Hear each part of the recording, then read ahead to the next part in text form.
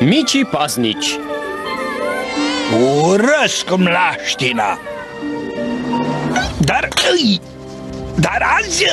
azi o ador. Vă prezint ecluza Wendy Winkle. Hei, hei, hi, opriți poluarea mlaștinii!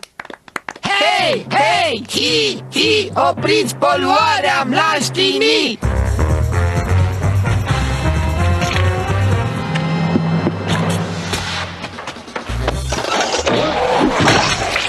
Mișto! Și acum Wendy Winkle va deschide ecluza și va da drumul mocirlei.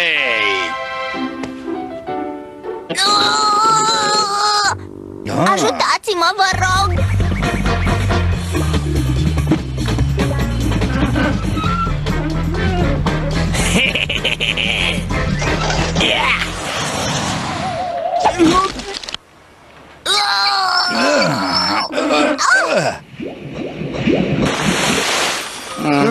N-am reușit nimic. Poate ție ți se pare inutil, Tony, dar să știi că pe termen lung binele triumfă mereu.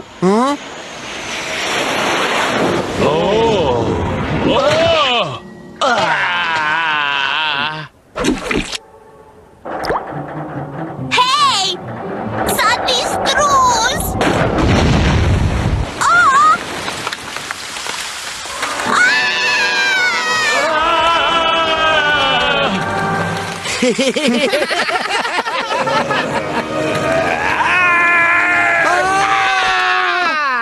N-am făcut nimic, domnule Winkle. Eu și Tony eram dincolo de gard. Bine, fie cum vrei tu. Nu e bine deloc, Crump. Absolut deloc. De acord, domnule. Și dacă pot să vă fiu de folos în vreun... Sincer să fiu, un grup de cetățeni responsabili vor sta de veghe diseară la fabrică. Vin și eu, domnule. Mișto, tată! Poate o să-ți dea nunceacuri!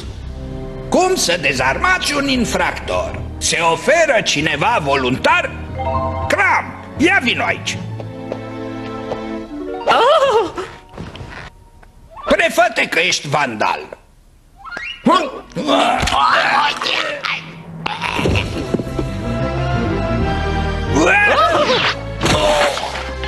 Vedeți cât de ușor este. Așa, ia să vă luați imediat uniformele. Asta numești tu uniformă? Ăștia-s pantaloni de salahor! Gura Wayne!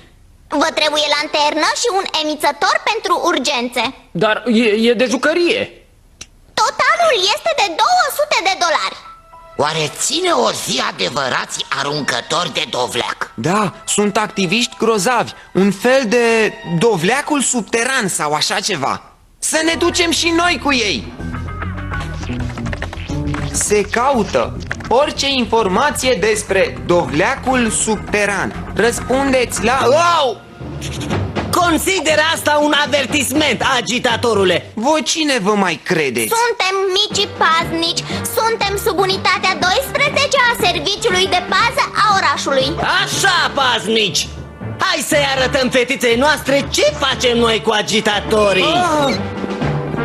Mama, tata! Mulțumesc, dragă.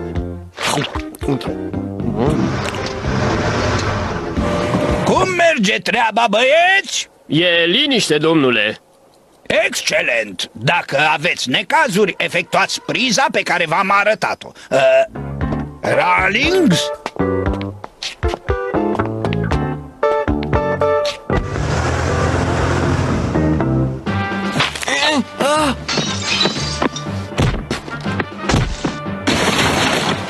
Ia te uită! Un afiș de reciclare! Ai dat de necaz, agitatorule! Luați jucăriile, băieți!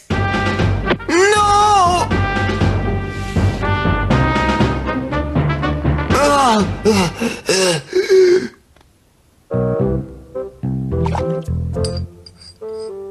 Mama, Wayne și prietenii lui mi-au distrus camera și mi-au furat jucăriile. El e o amenințare! Wayne e fratele tău. Zău? Sau e de la dovleacul subteran? Uite!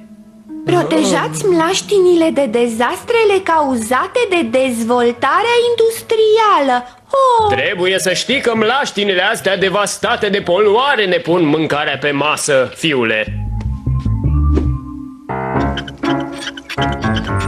Văd un suspect fugind de la locul faptei. Pe el!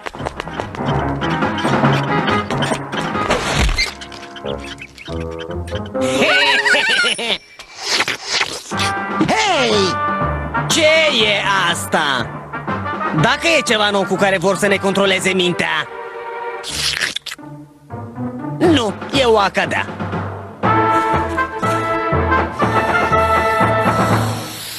ce se întâmplă aici? Bună, domnișoară Hisi. Am marcat clădirea asta ca să arătăm că este verificată. Haideți, paznici, am terminat aici.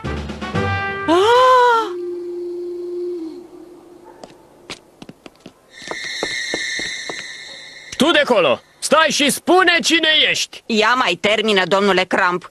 I-ați rămas bun, Don. Vii acasă.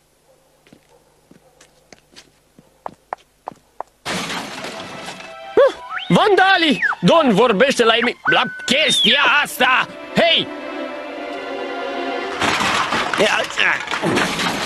Wayne? Ce faci aici? Unde ai stat atât?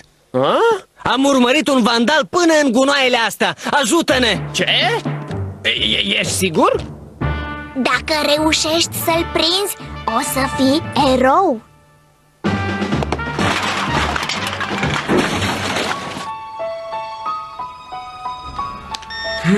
Niciun mesaj de la dovleacul subteran. Asta nu înțeleg. Bill? Cum ai ieșit?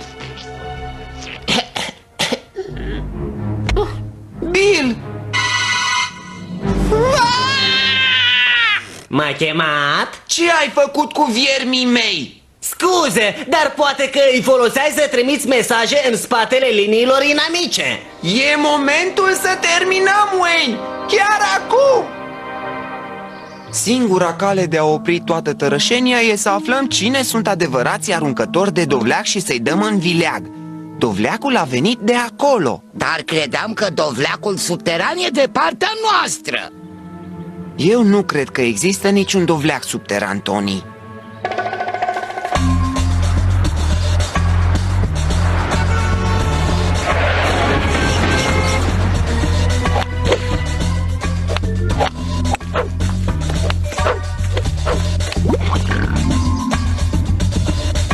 Animalele îți fac treburile acolo. Nu o să-ți placă. Wow.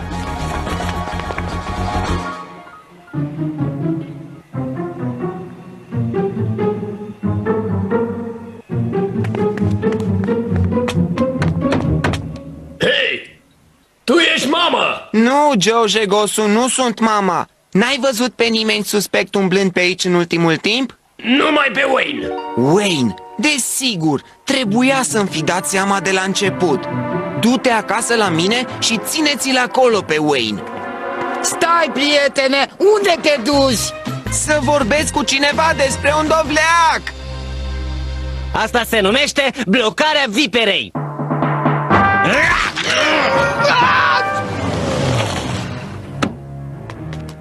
Bună, tată!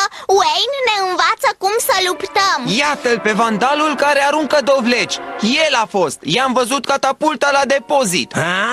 Wayne! Dar... Tată! Probabil că el arunca dovleci în protestatari. Ar trebui răsplătit. Ce spui? Serios? Desigur, răsplătit! Ce?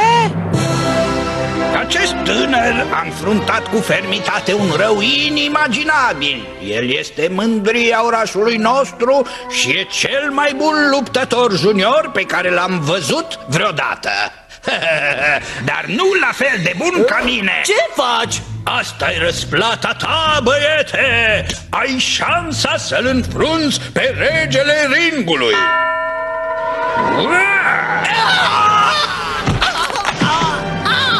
Ți-am spus eu că binele învinge întotdeauna răul. Dar domnul Winkle nu e bun, nu? Bine, fii atunci, răul învinge răul. Înțelegi tu ce spun?